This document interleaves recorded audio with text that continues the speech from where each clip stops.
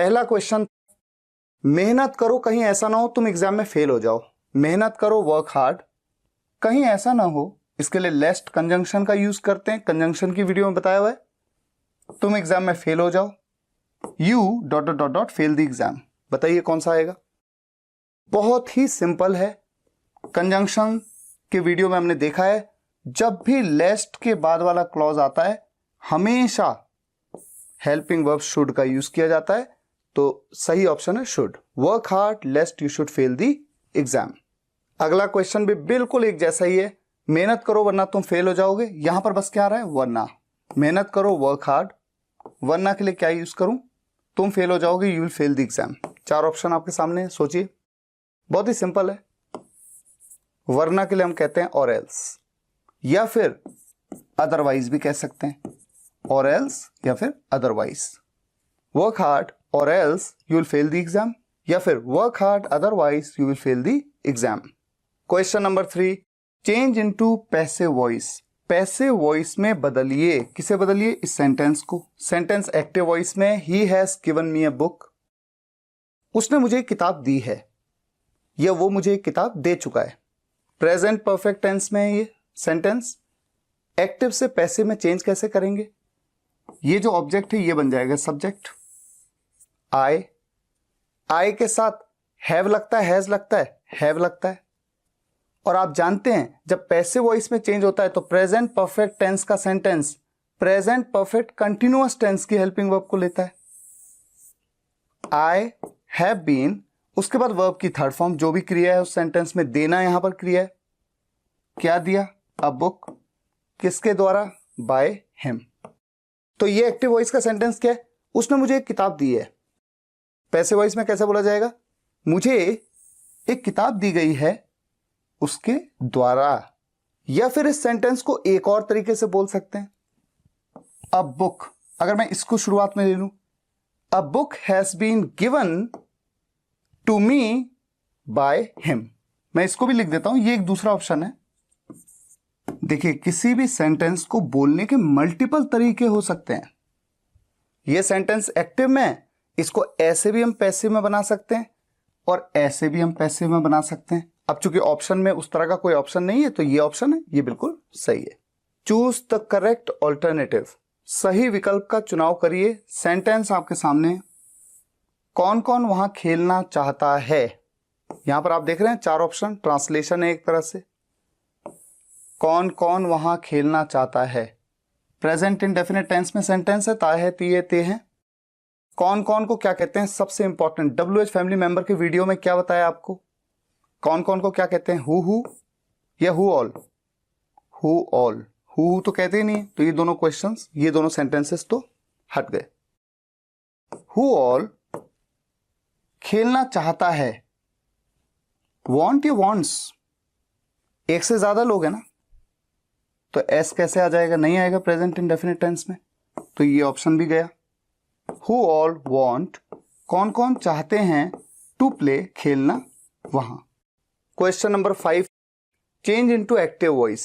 Sentence दिया गया passive voice में, इस सेंटेंस को चेंज करना था एक्टिव वॉइस में। सेंटेंस क्या है, you should have been punished by the government, आपको पनिश किया जाना चाहिए था बाय द गवर्नमेंट, सरकार के द्वारा। जब इसे एक्टिव में चेंज करेंगे, सरकार को आपको पनिश करना चाहिए था। करना चाहिए था के लिए शुड हैव, उसके बाद वर्ब की थर्ड फॉर्म, सरकार, the government should have punished you, सरकार को पनिश करना चाहिए था आपको। सही ऑप्शन है। क्वेश्चन नंबर 6, वो डांसर नहीं बनना चाहता और न मैं। वो डांसर नहीं बनना चाहता, प्रेजेंट इंडेफिनिट टेंस का negative sentence, he doesn't want to become a dancer, और न मैं। इस तरह का फॉर्मेशन आपने कंजंक्शंस में देखा है, और पिछले क्विज में भी जहां पर यह था कि मैं भी, तो मैंने आपको बताया था सो डू आई। सेम उसी तर्ज पे नेगेटिव सेंटेंस में नाइदर होता है, नाइदर डू आई और न मैं, तो सही ऑप्शन है option A. Question number 7, choose the correct alternative. In a sentence, एक सेंटेंस दिया है, he is a learned person. इसे लर्नेड कहते हैं, पिछले क्विज में हमने देखा है इस बात को। What is learned? आपको ये बात याद भी होगी अगर आपने क्विज 1 को अटेम्प्ट किया था। लर्नेड क्या है बताइए, कौन सा ऑप्शन सही है? वो है एक पढ़ा लिखा या विद्वान व्यक्ति। उसके बारे में कुछ बताया गया ना कि वो विद्वान है, उसकी क्वालिटी बताई गई, उसके बारे में कुछ एडिशनल इंफॉर्मेशन दी। ऐसा वर्ड जो किसी नाउन या किसी प्रोनाउन के बारे में एडिशनल इंफॉर्मेशन दे, क्या होता है? एडजेक्टिव। क्वेश्चन नंबर 8 में choose the correct alternative in a sentence my shop is in Dehradun, what is shop? ये जो सेंटेंस है, मेरी शॉप देहरादून में है, इसमें शॉप क्या है? 4 ऑप्शन आपके सामने, एक वर्ब है, नाउन है, एडजेक्टिव है, डिटर्मिनर है। आप जानते हैं वर्ब ये है नहीं, क्योंकि किसी काम को करने की बात तो यहां पर हो नहीं रही। सोचिए, नाउन है क्या, एडजेक्टिव है, डिटर्मिनर है। डिटर्मिनर के वीडियो में आपने सभी डिटर्मिनर्स के बारे में पढ़ा है। एडजेक्टिव आप ऑलरेडी जानते हैं, किसी नाउन या प्रोनाउन के बारे में कुछ एडिशनल इंफॉर्मेशन देने वाला वर्ड। नाउन क्या होता है? किसी भी चीज का नाम। दुकान एक जगह का नाम ही तो होता है। कोई एक चीज है, एक बिल्डिंग है, उसका नाम होता है दुकान। ये एक नाउन है, तो सही ऑप्शन है option B. Question number 9, change into indirect speech. Ravi said, Ravi ने कहा, व्हाई विल यू गो? ये एग्जैक्टली रवि के वर्ड्स थे। तुम क्यों जाओगे? व्हाई विल यू गो? ये बात रवि ने कही। इस बात को हमें इनडायरेक्ट स्पीच में बदलना है। इनडायरेक्ट स्पीच में जब बदलते हैं तो डायरेक्ट इनडायरेक्ट के वीडियो नंबर 1 में आपने क्या देखा है? सेड आस्क्ड में चेंज हो जाता है, क्योंकि यहां पर पूछा जा रहा है। रवि ने कुछ पूछा ही तो है ना, तुम क्यों जाओगे, ये बात पूछी है। उसके बाद चूंकि WH फैमिली मेंबर से स्टार्ट है, एज इट इज आएगा। वाई हर जगह आ गया, ठीक है। उसके बाद ये यू किस में चेंज हो जाएगा और शुरुआत में आ जाएगा। किस में चेंज हो जाएगा? रवि ने कहा, किसे कहा? मुझे कहा ना। Ravi said why will you go. अगर मैं ये सेंटेंस बोल रहा हूं तो किसे कहा? मुझे कहा। भले ही यहां पर लिखा नहीं है, बोला नहीं गया, लेकिन अल्टीमेटली कहा तो मुझे, तो ये मेरे बारे में बात हो रही है। तो यू किस में चेंज हो जाएगा? आई में। आई। विल चेंज हो जाता है वुड में, वुड। उसके बाद go. Ravi asked why I would go. सही option option B. Question number 10 बहुत ही सिंपल है, choose the correct alternative. Shall not, shall not का कॉन्ट्रैक्शन क्या है बताइए? आपने कॉन्ट्रैक्शंस के वीडियो में पढ़ा हुआ है। शॉन्ट। सिंपल, बोलते कैसे हैं? शॉन्ट। नेक्स्ट क्वेश्चन नंबर 11, सरकार के पास कोई प्लान होना चाहिए था। किसके पास होना चाहिए था? सरकार के पास। सब्जेक्ट है सरकार। The government. अब बताइए यहां पर क्या आना चाहिए? पास होना चाहिए था। कौन सी मॉडल वर्ब आपने पढ़ी है? सोचिए ध्यान से। चलिए मैं आपको बताता हूं। देखिए, शुड हैव का यूज आपने 2 जगह पे पढ़ा था, 2 तरीके से। एक, जब आप वर्ब की थर्ड फॉर्म इसके साथ यूज करते हैं और आप कहते हैं करना चाहिए था, जैसे जाने के लिए गॉन, शुड हैव गॉन, जाना चाहिए था। शुड हैव डन, करना चाहिए था। शुड हैव प्लेड, खेलना चाहिए था। एक तो ये हो गया। दूसरा, जब आप कहते हैं पास होना चाहिए, मेरे पास पेन होना चाहिए, I should have a pen. आपके पास लैपटॉप होना चाहिए, you should have a laptop. ठीक है ना, जहां पर इसके साथ सीधा ऑब्जेक्टिव पार्ट आ जाता है। ये आपने पढ़ा हुआ है मॉडल वर्ब में, मैं आपको थोड़ा सा रिमाइंड करा रहा हूं। शुड हैव बीन का यूज आप कब करते हैं? होना चाहिए था, होना चाहिए था। जैसे हमने कहा उसे घर पर होना चाहिए था, he should have been at home. होना चाहिए था कि आपने पढ़ा हुआ है। ठीक है, एक ही ऑप्शन बच गया, शुड हैव हैड। याद करिए, शुड हैव का मतलब पास होना चाहिए और शुड हैव हैड का मतलब पास होना चाहिए था। The government should have had some plan. Question number 12, translate into English. English में ट्रांसलेट करिए। सेंटेंस आपके सामने देखिए, प्रेजेंट कंटिन्यूअस टेंस में। वो मुझे जाने नहीं दे रहा, वो मुझे जाने नहीं दे रहा मतलब वो मुझे जाने नहीं दे रहा है। प्रेजेंट कंटिन्यूअस टेंस, ठीक हो गया। सब्जेक्ट है वो ही। प्रेजेंट कंटिन्यूअस टेंस में ही के साथ इज लगता है, नेगेटिव सेंटेंस है नॉट। अब यहां पर क्रिया क्या है? जाने देना, किसी काम को करने देना। लेट का use as a main verb होगा, लेटिंग, और उसके बाद किसे? मुझे और फिर गो। लेट के वीडियो में आपने इस बात को अच्छे से पढ़ा है, कोई कंफ्यूजन नहीं होना चाहिए। ऑप्शन बी यहां पर सही है। क्वेश्चन नंबर 13 कंडीशनल सेंटेंस है। अगर मैं कभी आगरा गया होता तो ताजमहल देख चुका होता, तो जब किसी काम को कर चुका होता, अगर मैंने कुछ किया होता, ये आता है कंडीशनल टाइप 3 का सेंटेंस। इफ, अगर, I had ever visited Agra, अगर मैंने कभी विजिट किया होता आगरा। आप जानते हैं कंडीशनल टाइप 3 के सेंटेंस में इफ वाले क्लॉज में हैड का यूज करते हैं, और जो दूसरा क्लॉज होता है उसमें किसका यूज करते हैं? वुड हैव का यूज करते हैं। वुड हैव, देखने की बात हो रही है, would have seen. Simple, I would have seen the Taj. अब इस सेंटेंस को ट्रांसलेट करते हैं इंग्लिश में। वो राकेश से काम करवाता है, करता नहीं है, करवाता है। किस तरह का सेंटेंस है? कॉजेटिव वर्ब का सेंटेंस। कॉजेटिव वर्ब के वीडियो में आपने अच्छे से इस तरह के सेंटेंसेस को सीखा है। जब भी कोई किसी दूसरे से किसी काम को करवाता है, मेक का आप यूज करना जानते हैं। वो करवाता है, ही मेक्स, मेक के साथ एस लगेगा ना, प्रेजेंट इंडेफिनिट टेंस में सेंटेंस है। किससे करवाता है? राकेश से। क्या? काम। He makes Rakesh work. ये ऑप्शन बिल्कुल सही है। इसके अलावा पॉजिटिव वर्ब में एक और ऑप्शन आपने पढ़ा था, वो भी मैं आपको बता देता हूं, गेट के साथ। उसमें क्या करते हैं? ही गेट्स राकेश, लेकिन यहां पर फिर टू लग जाता है, to work. He gets Rakesh to work, यहां पर लिख देता हूं। तो अगर मान लीजिए ये ऑप्शन ना होता, ये ऑप्शन होता, तो ये ऑप्शन भी बिल्कुल सही होता है। क्वेश्चन नंबर 15 नीचे दिए गए वाक्य में से कौन सा सही है? Which of the following is a correct statement? इसका मतलब 3 गलत हैं, 1 सही है। Shop is an abstract noun. पहली बात तो ये सब नाउन है, नाउन के वीडियो में आपने इन्हें सीखा हुआ है अच्छे से। Shop is an abstract noun. Abstract तो वो होता है जिसे आप छू या देख नहीं सकते, अपने 5 सेंसेस से जिसे एक्सपीरियंस नहीं कर सकते। दुकान को तो आप देख सकते हैं, छू भी सकते हैं, दुकान को, बिल्डिंग है ना वो एक। तो ये सेंटेंस तो गलत है। Boy is a proper noun, बिल्कुल नहीं। प्रॉपर नाउन तो किसी का प्रॉपर नेम होता है, जैसे राकेश, रवि, राजू। बॉय तो एक कॉमन नाउन है, कॉमन, तो इसलिए ये सेंटेंस भी गलत है। नेक्स्ट आपके सामने सेंटेंस है crowd. Crowd is a collective noun. हाँ बिल्कुल ठीक बात है, क्राउड का मतलब होता है एक से ज्यादा लोगों की भीड़, तो है तो ये कलेक्टिव नाउन, तो ये तो सही है। और इसे देख लेते हैं, India is a common noun. नहीं, इंडिया तो एक कंट्री का नाम है, तो ये है प्रॉपर नाउन। इसका मतलब ये तीनों सेंटेंसेस सही है, ये तीनों सेंटेंसेस सॉरी गलत है, केवल ये वाला सेंटेंस सही है, तो ये ऑप्शन आपका बिल्कुल करेक्ट है। क्वेश्चन नंबर 16 कहा जाता है कि ये बिल्डिंग 3 साल पहले बनाई गई थी। मैंने आपको said to be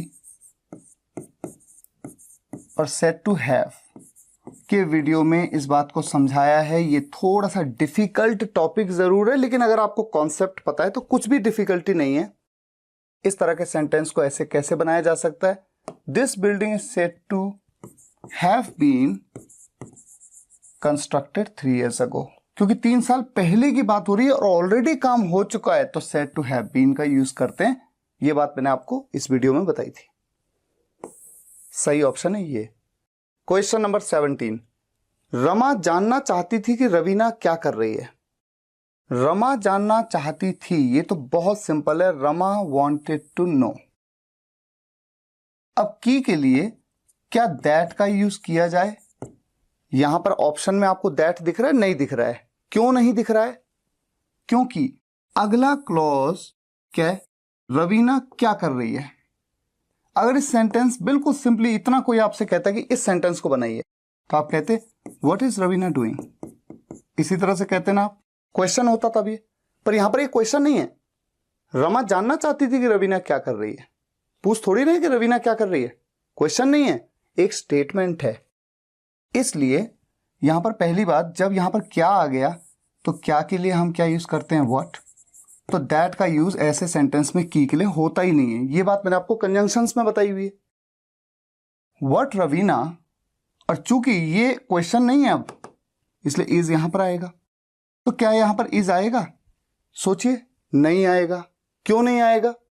सेंटेंस देखिए, रमा जानना चाहती थी कि रवीना क्या कर रही है, बीते पल की बात है। इसलिए इज नहीं वॉज आएगा। ये बात डाउट क्लियरिंग सेशन में भी बताइए, कंजंक्शन में भी बताइए। तो यहां पर सही ऑप्शन है option D, Rama wanted to know what Raveena was doing. Question number 18, translate into English. मैंने उसे खेलने नहीं दिया, इस बात को मैं ट्रांसलेट करना है इंग्लिश में। जिस जिस स्टूडेंट ने लेट की वीडियो को देखा है और ढंग से प्रैक्टिस की है, केवल वही चूज कर सकते हैं सही विकल्प, बाकी सब कंफ्यूज हो जाएंगे। क्यों होगा ऐसा वो मैं आपको बताता हूं। देखिए ये सेंटेंस है, मैंने उसे खेलने नहीं दिया, यानी मैंने उसे कोई काम करने नहीं दिया। और करने देना या करने नहीं देना के केस में लेट का use as a main verb होता है, ये हम जानते हैं। ठीक हो गया। ये सेंटेंस किस टेंस में?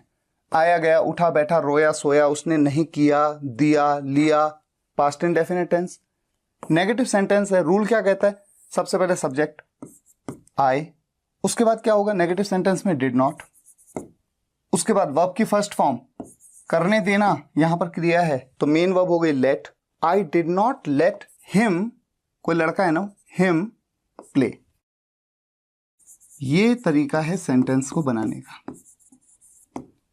अब देखिए यहां पर इनमें से कोई भी नहीं है, आपको दिख रहा है कोई भी नहीं है, तो कंफ्यूजन होता है कि कैसे बनाया जाए, फिर तो इनमें से कौन सा ऑप्शन सही है। अच्छा अब थोड़ा सा कुछ हट भी जाते हैं, थोड़ा सा कुछ ऑप्शंस को हटा भी देते हैं। जैसे लेटेड, कोई वर्ड ही नहीं होता, लेट की कोई थर्ड फॉर्म सेकंड फॉर्म लेटेड होती ही नहीं है, तो ये तो ऑप्शन ही हट गया। ठीक हो गया। दूसरी बात, लेट वाले सेंटेंसेस में जो करता है उस काम को खेलने का, ये देखिए प्लेड कभी आता ही नहीं है। लेट वाले जिसमें मेन वर्ब लेट होती है, लेट के वीडियो में हमने देखा है, प्लेड कभी आता ही नहीं, तो ये तो ऑप्शन ही खत्म हो गया। अब अच्छा ये दो ऑप्शन, इस ऑप्शन में आप देख रहे हैं थोड़ा थोड़ा मैच कर रहा है, लेकिन नॉट यहां पर आ रहा है, जबकि पास्ट एंड डेफिनेट टेंस के नेगेटिव सेंटेंस में हमेशा डिड के तुरंत बाद नॉट आता है। ऐसा तो होना ही नहीं चाहिए, लेकिन फिर भी चलिए मान लेते हैं ये नहीं है, पर ये क्यों है ये भी तो समझना है। तो इस बात को समझने के लिए आपको याद करना होगा लेट के वीडियो में हमने नेगेटिव सेंटेंस कैसे बनाए थे। देखिए, उसे खेलने दो, लेट हिम प्ले, हमने यही कहा था। उसे मत खेलने दो, तो हमने क्या कहा था? Don't let him play. एक तरीका ये बताया था, मैंने आपको एक तरीका ये बताया था ना नेगेटिव सेंटेंस बनाने का, डोंट लेट हिम प्ले, एक तरीका ये हो गया। लेकिन एक और तरीका बताया था, कैसा? Late him not play, play से तुरंत पहले not, let him not play. तो नेगेटिव सेंटेंस जब हम बनाते हैं तो दो तरीके से बनता है, ठीक उसी तरह से लेट हिम नॉट प्ले। तो ये ऑप्शन बिल्कुल सही है, तो यहां पर ऑप्शन ए है करेक्ट। इसका मतलब कुल मिला के ये हुआ कि अगर मुझे इस सेंटेंस को इंग्लिश में बोलना है, मैंने उसे खेलने नहीं दिया, तो मैं दो तरीके से बोल सकता हूं, I did not let him play या फिर I let him not play. Question number 19 बहुत ही सिंपल है, ट्रांसलेट इनटू इंग्लिश। वो लापरवाह है, लापरवाह को क्या कहते हैं? शर्कर, ऑथर, नेग्लिजेंट या cautious? Negligent, he is negligent. Shirker मतलब क्या होता है? कामचोर।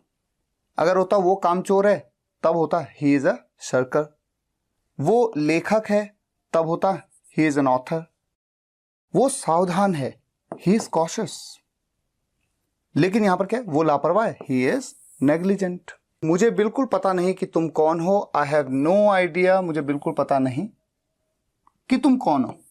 अब थोड़ी देर पहले एक क्वेश्चन इसी तरह का आया था, तुम कौन हो। अगर केवल ये क्वेश्चन होता, मैं आपसे पूछता तुम कौन हो, तो मैं आपसे पूछता हु आर यू, और क्वेश्चन मार्क भी लगा देता लिखते वक्त। लेकिन कुछ पूछा थोड़ी जा रहा है, मैं आपको क्या कह रहा हूं, मुझे बिल्कुल पता नहीं कि तुम कौन हो। मैं आपसे कुछ पूछ नहीं रहा हूं, मैं तो आपको बता रहा हूं कि मुझे बिल्कुल पता नहीं कि तुम कौन हो। ठीक है, चूंकि यहां पर क्वेश्चन नहीं है तो क्वेश्चन मार्क तो आएगा ही नहीं, एक बात ये। और यू का यूज पहले होगा ना कि बाद में, who are you, who are you. देखिए कहीं पर ऑप्शन दिख रहा है, ये दिख रहा है, सही ऑप्शन है ये। तो अगर आपको ये वीडियो लेक्चर पसंद आया हो, वीडियो को लाइक और शेयर जरूर करिएगा, कमेंट्स में बताइएगा कैसा लगा। मिलते हैं नेक्स्ट वीडियो लेक्चर में, तब तक के लिए टेक केयर, गुड बाय।